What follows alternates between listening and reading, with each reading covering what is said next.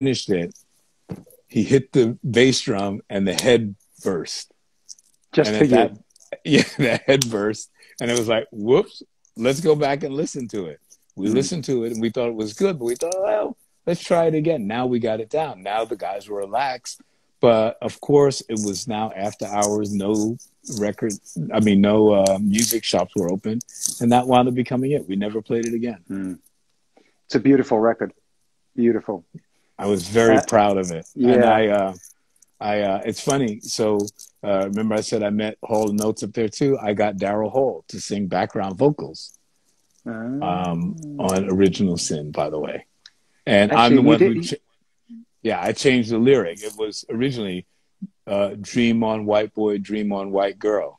But I come from a home where my mom is black and my stepfather is white. And I just thought that if you're going to talk about Original Sin and you're going to talk about something that's maybe political or maybe uncomfortable, let's go Dream on White Boy, Dream on Black Girl, Dream on Black Boy, Dream on White Girl.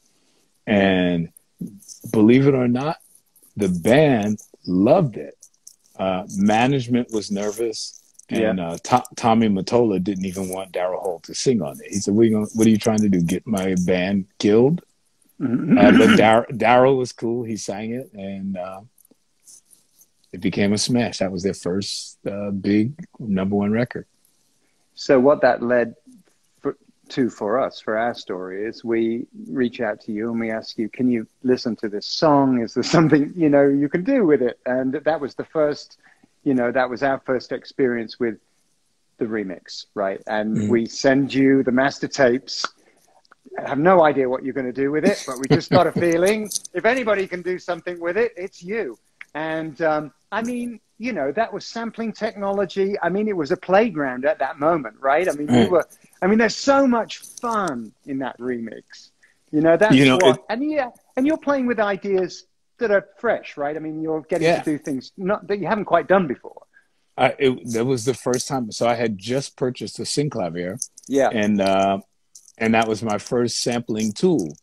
And I never imagined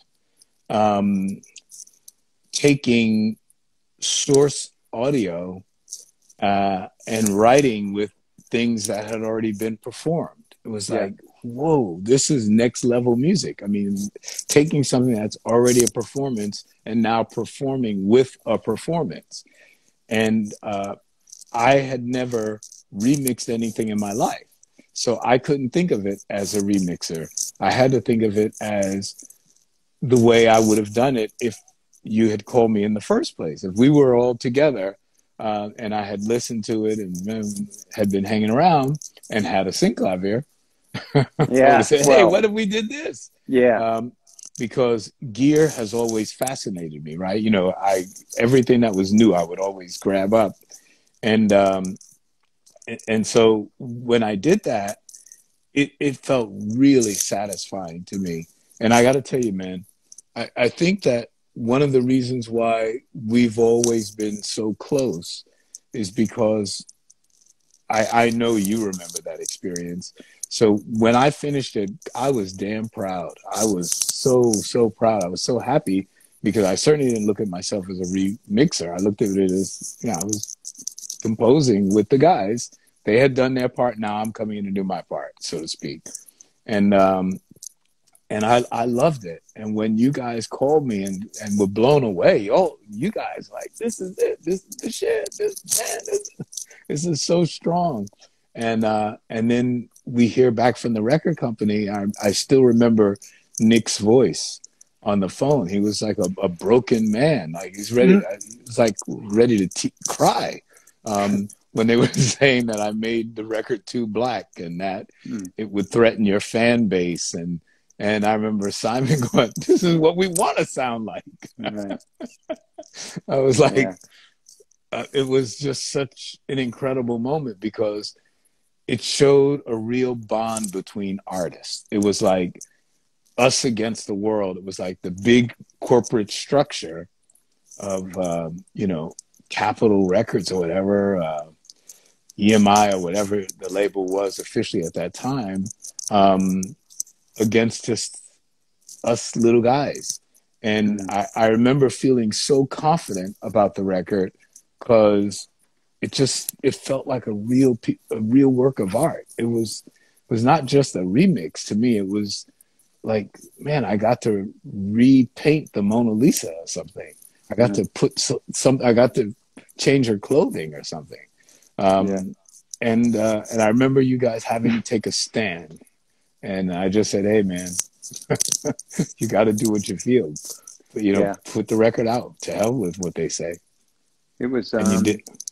Yeah, profoundly powerful for us, that was, and I think it really, it took us, it gave us direction, when we were looking for it. I mean, actually, Wild Boys, which then we did together subsequently, really brought it all together. Everything that you've just explained, we wrote that, we knew what we were going to get. We knew that you were going to go back to New York and we were going to get all that wacky shit, but we built the chassis and the engine, with that knowledge. And I mean, it's just interesting because obviously there was a lot of things about the Reflex that we had to raise our, we had to raise our game to some degree with that song. And then we got to do Notorious together, which was different again, because then I feel that was quite an organic record for us to make, and we found a new direction. I mean, everything we've done, we've always had a good time. I think that's that's the key. I mean, we got to, just touring together. I mean, that's been incredible. I have to tell this anecdote because we've done a lot of shows together, and I think one of the last shows we did together, I think we were in Calgary or somewhere in Western Canada, and towards the end of the set, you would always invite fans up onto the stage, and so we thought, all right, let's give them a shot, and we all lined up and joined you guys on stage, and Niall, the energy on that stage, oh my God, my hair was like, when I came off, my hair was like,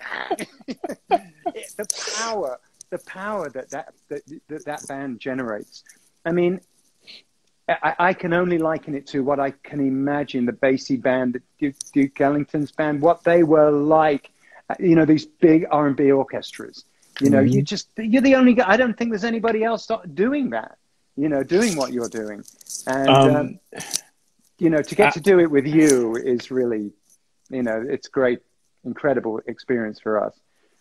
Yeah, those last few gigs we did together were just tremendous. I mean, I don't think that we had a bad show. I mean, every show was fun. I met people that have now become our friends forever. When I think about my life, some of the closest people to me are still Duranis. I mean, the closest people. I mean, I've known them. They used to hang out in front of the power station when we were there and have been in my life ever since then. And it just shows me how loyal your fan base is. And I think that has to do with how magical your music is. And I've always found it odd. It's funny, John, I don't really pay too much attention to what people say about me in the press or say about people in the press. But there are two things that I have memorized out of all the reviews that have ever been written about me or you guys. And I remember when we finished Notorious, and the album came out, and New Music Express reviewed the album, and it said something to the effect of, just when you thought it was time to count these jerks out, they not only make a record that's good, but one that's worthy of respect. And I just thought to myself, wow, these guys, enemy must hate these guys, because they have nothing but like great songs, Planet Earth, Girls on Film, Rio, like all this great stuff. And they said, just when you thought it was time to count these jerks out, these jerks, these are the same guys who just did all these amazing songs. How could this but I remembered it because it was so touching, because most people don't realize what we had to go through to get the Notorious album done.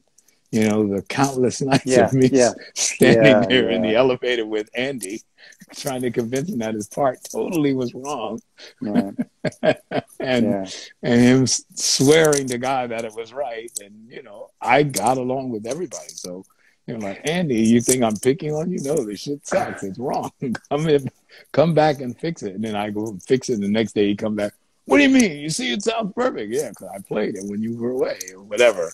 You know, it was just like, but after we did that record with all of the ups and downs and the the fact that we got it finished, and to me, it was just amazing. I love Winter Marches On, and I mean, it was amazing to pull that record off. And now you guys had Steve Ferroni and stuff, and just, I don't know, it was just great. It was an amazing experience.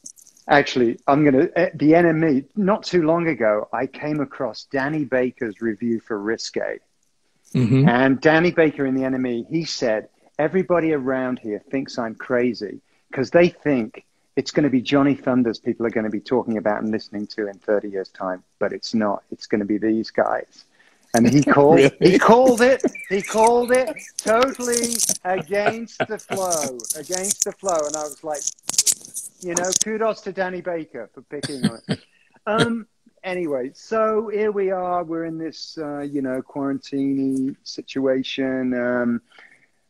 Silver linings. What are you you've been cooking. I'm ready for the Nile Rodgers cookbook. I don't mind telling you. So I like spicy food. And as you know, so half the reason as do I recording with you guys back in the day was because the only decent food in England was Indian food. But you know, my lineage is West Indian, and on my father's side, we're from Barbados, or at least his mother's from Barbados. And I learned to cook at a very, very early age. So I know a lot about stews and how to make vegetables as appealing as meat would be for most people. So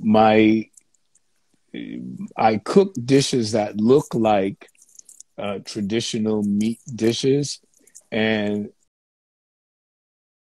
see that they're not weirded out about the fact that there's you know, cauliflower for rice, because I cook it in such a way with olive oil, and I take it to the point of almost burning it, where it has a lot of firmness to it.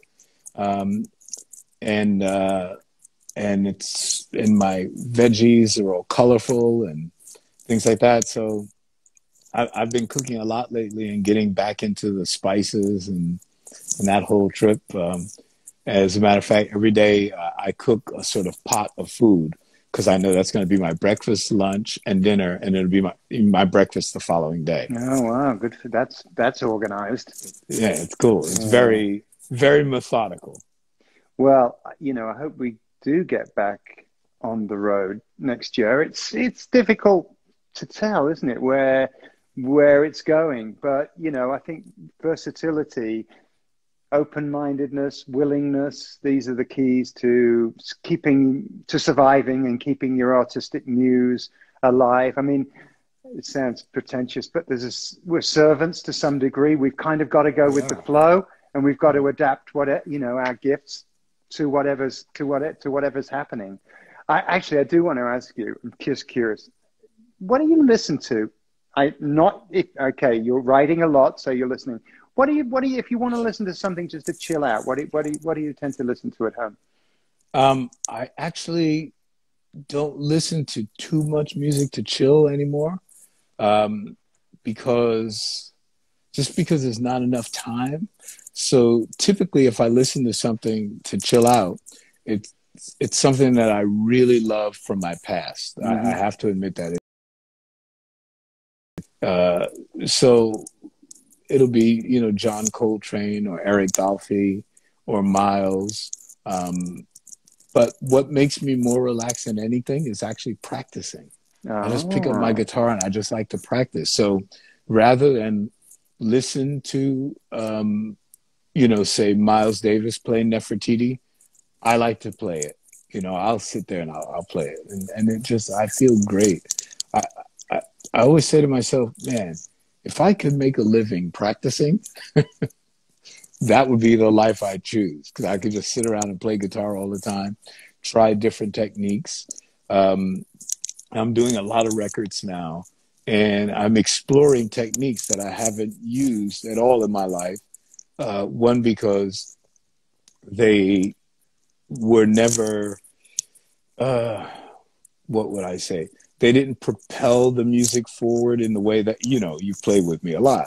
I like the chuck, I like the groove. But now, you know, I'm, you know, doing a lot of slapping and working with harmonics and things like that. Also, you know, I've never really been into show off guitar playing, except for when I was younger.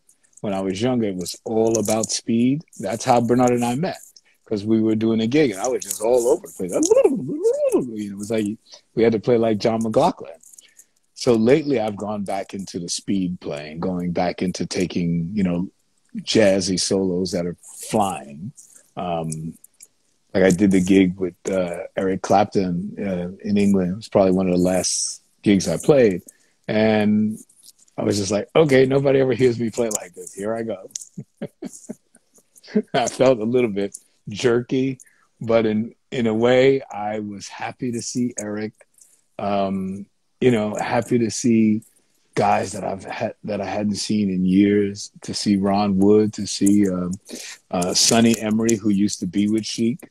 It was just great, man. So we just wanted to jam, and once I got a chance to be up there with Steve Winwood, who actually was sort of with Chic for a while, or Chic was with Steve Winwood for a while. You know, Steve was with me the night Bernard died. That was just, it was just great to be up there with so many people that I love and respect, and how this music business is this wonderful, loving environment that people that you may have had problems with in the past, now you love them and you see them and you miss them and you're just happy they're still walking. Now we've got to wrap it up because in Duran's takeover of the internet, Simon's going to be on the hour. Simon's going to be talking to Tim Burgess about the Rio album. But honestly, man, I just want to say you've been a mentor to me for 40 years, and I'm proud to call you a friend. And I'm glad you're doing well. Same with, you know, I think of you as one of my best friends. You know, on our Chic gigs, when we're not playing with you, whenever we play Notorious or a Duran song, I always say, you know, this is my other band. This is my other Chic. It's a beautiful relationship, man. It's long great, may bro. it continue. Absolutely, man. Thank you. Please, love to the guys. Yep. Take care, man. And yours. Take care. Peace, brother. Bye.